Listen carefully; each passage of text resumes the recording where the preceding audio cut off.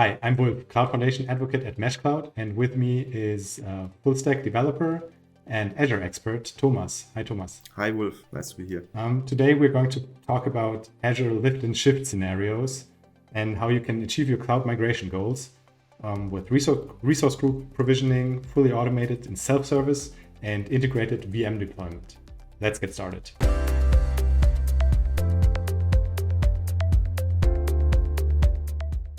Let's talk about the problem first here. Your organization has strategic cloud migration goals, and a big part is going to be lift and shift.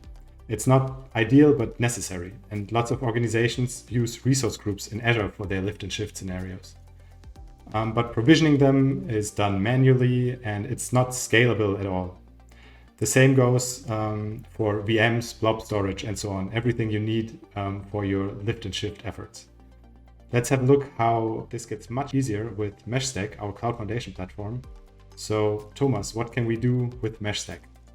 Yeah, what we have built is a management system that you can create your resource group right from our platform. So I prepared a little demo for you. What you can see here is an empty project which was just created, and you can add a tenant to that now. And there is this new platform type that's called Azure Resource Group. You can choose that, select a landing zone for it. We've made a video on landing zones that I'll link in the description. Yeah, right. Thanks. And now when I add this tenant here, we see that this new card here pops up, and in the background our platform will start to create this landing zone, and it should sooner or later show up in Azure, so we can switch over to the Azure panel, and we are now below a subscription where those landing zones live. And now when the resource groups, right? Resource groups. And now when I refresh it, you can see that here my new resource group was created and is accessible by me. So that means that was fast. That was quite fast, yes. And you can see that it is tagged. You can also configure a certain set of tags that you want to get applied to your created resource group. And you can permission users to it. And you can, after it has been created, you can use basically every Azure tool which there is, so we don't have anything in between, or you don't need to use APIs from our system. You can just access it as you know it, basically. Okay, and now we have the resource group, but for your lift and shift scenario, if you want to just take your application from the data center to Azure, you also need VMs and storage and so on. How do we get that here? Yes, right.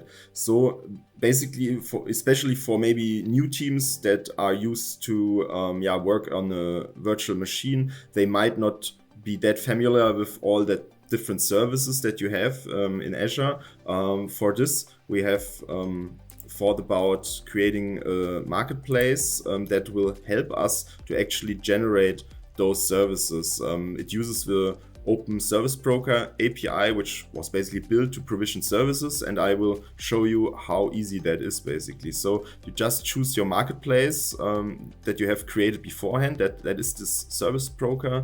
Basically, you add this to your project as well, and now you can go to that service catalog. And here you see, for example, a virtual machine service prepared. And you can see you can bundle it with different packages. Basically, you can say, okay, I want to have a virtual machine with different drive sizes, for example. Then you can easily define that in your marketplace. You can choose to add this one to your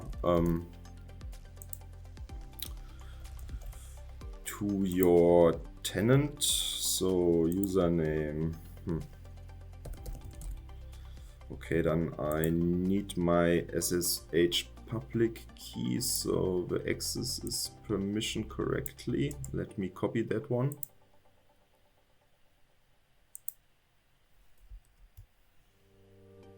So, and now I can create it.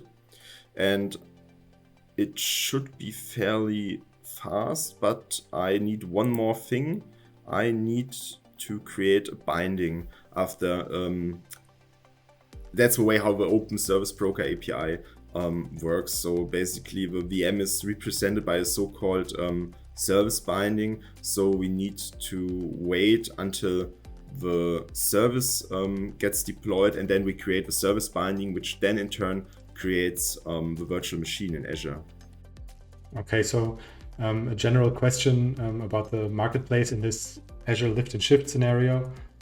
It basically offers the cloud teams a possibility to create services that the application teams need to get their applications from the data center to Azure.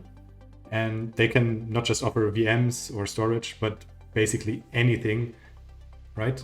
Yeah, totally. Also you can just access every Azure API you have, and you can deploy every resource you want. You can build your packages if you say, my teams regularly work with 2 or 3 different kind of flavors for virtual machines, or they need different kind of network settings, for example, applied. You can build packages out of it, put that into your service, which is in the background basically also a small little service that runs somewhere in your infrastructure, and then our backend communicates this to that service, and that will then start to work, start to deploy your resources in Azure. So even if they're not that familiar with Azure, I mean, they can just take these services that have been pre-configured, pre-bundled by the cloud team or central IT to use that as their resources in Azure. Yes. In their resource group. Yes, absolutely. Okay. Yeah. Okay.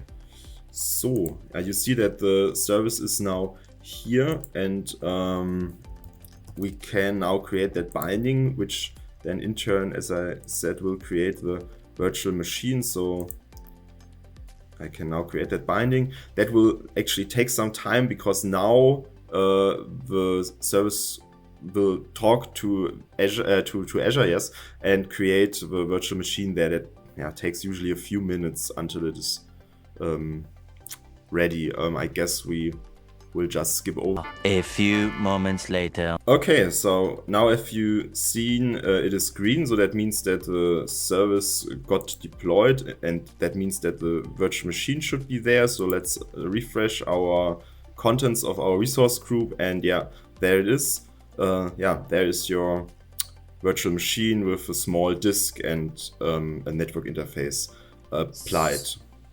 So that means for the application teams that they could just order a VM in self-service, like no purchase order process or anything, and they have all the necessary access rights and network connectivity and so on in the service. Totally. I mean, that's why we also have our billing system, so you can automatically get billed for your team. You can have limits for how much you are allowed to spend, and so you can totally do that now in self-service without a costly or time-consuming process.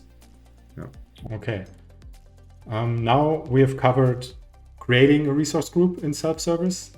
We've seen how we can get the necessary resources via our marketplace. And now, since we're talking about organizations that might have started with like manually creating resource groups and lift and shift efforts, that we can import resource groups that already exist into meshStack. Yes. Yeah, I mean, of course, a lot of resource groups will be already there. So how would an import process look like? I prepared here that resource group that's called just import example. And let's assume I am now back in my mesh panel, and there should be a project that I have called import demo that is also now empty. As you can see, no tenant is there. So now how do I get this resource group associated with my project here? So we have the so-called Mesh Objects API. Is an API that's there exactly for that reason. We should just be able to send that one out, and hopefully the import should work. So now we have a success here. And when we go back into our panel and do a reload, we should see, yeah, that that new tenant popping up here. And yeah, so we just imported it, and now it will get replicated like all the other tenants you created manually. So that means the tags will get applied and so on, yeah. And you get billing information from it. Okay. Thank you, Thomas, so far.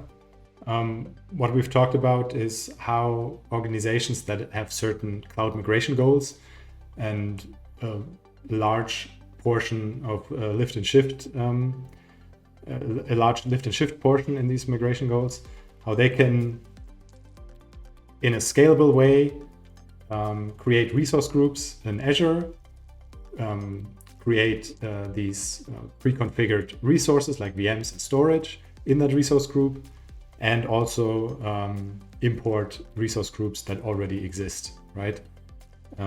And all of this is done in self-service, just takes a few minutes and is fully automated in the background.